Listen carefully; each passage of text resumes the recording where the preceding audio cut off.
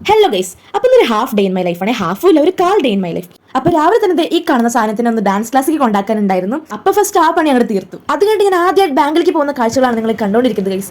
കുറച്ച് cash dealings ഒക്കെ ഉണ്ടായിരുന്നു.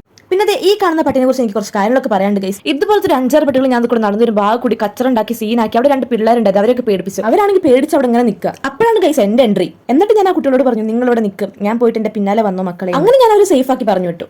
ആ ടൈമിൽ ഞാൻ എന്റെ മനസ്സിൽ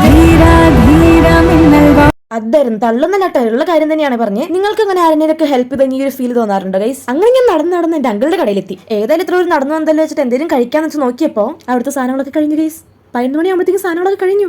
ആകെ 4 വട മാത്രമേ ബാക്കി ഉണ്ടായിരുന്നുള്ളൂ. പിന്നെ ഈ പഴംപൊരി ഉണ്ടാക്കുന്നത് വരെ വെയിറ്റ് ചെയ്യേണ്ടി വന്നു.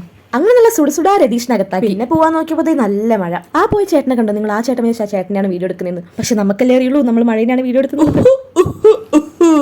ബൈ ദ വേ ഗൈസ്, നേരത്തെ കാണിച്ചതാണ് എന്റെ അങ്കിൾ. പിന്നെ കുറച്ച് കഴിഞ്ഞപ്പോൾ എണ്ണയിൽ കിടന്ന് തിളയ്ക്കുന്നു. ആര്? നല്ല ചില്ലി ചിക്കൻ. എനിക്ക് മണം കേട്ട് സഹിക്കാണ് ഞാൻ പോയിട്ട് കുറച്ച് കഴിച്ച് അതൊന്നും. ഞാനൊക്കെ ഒരു കട ഇട്ട് കഴിഞ്ഞാൽ മുതലാവോ ഗൈസ്? നിങ്ങൾക്ക് എന്താ തോന്നണേ? ഇന്നത്തെ വ്ലോഗ് ഇത്രയുള്ളൂ ഗൈസ്. അപ്പൊ ശരി, ടാറ്റ ബൈ.